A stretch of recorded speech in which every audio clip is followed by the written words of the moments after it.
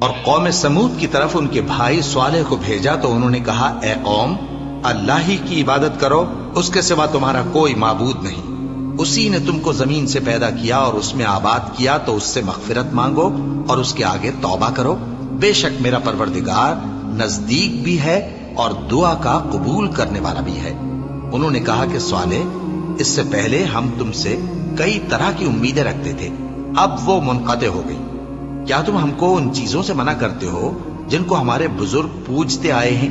اور جس بات کی طرف تم ہمیں بلاتے ہو اس کی طرف سے ہم بڑے بھاری شک میں ہیں۔ صالح نے کہا، اے میری قوم، بھلا دیکھو تو، اگر میں اپنے پروردگار کی طرف سے کھلی دلیل پر ہوں اور اس نے مجھے اپنے ہاتھ سے نبوت کی نعمت بخشی ہو، تو اگر میں اللہ کی نافرمانی کروں تو اس کے سامنے میری کون مدد کرے گا؟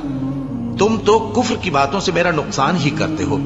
اور یہ بھی کہا کہ اے قوم، یہ اللہ کی اونٹنی تمہارے لیے ایک نشانی یعنی معجزہ ہے، تو اس کو چھوڑ دو کہ اللہ کی زمین میں جہاں چاہے چرتی پھرے، اور اس کو کسی طرح کی تکلیف نہ دینا، ورنہ تمہیں جلد عذاب آ پکڑے گا۔ مگر انہوں نے اس کو کاٹ ڈالا۔ تو صالح نے کہا کہ اپنے گھروں میں 3 دن اور فائدے اٹھا لو، یہ وعدہ ہے کہ جھوٹا نہ ہوگا۔ بس جب ہمارا حکم آ گیا تو ہم نے صالح کو اور جو لوگ ان کے ساتھ ایمان لائے تھے ان کو اپنی مہربانی سے بچا لیا اور اس دن کی رسوائی سے محفوظ رکھا۔ بے شک تمہارا پروردگار طاقتور ہے، زبردست ہے۔ اور جن لوگوں نے ظلم کیا تھا ان کو چنگھاڑ کی صورت میں عذاب نے آ پکڑا تو وہ اپنے گھروں میں اوندھے پڑے رہ گئے، گویا کبھی ان میں بسے ہی نہ تھے۔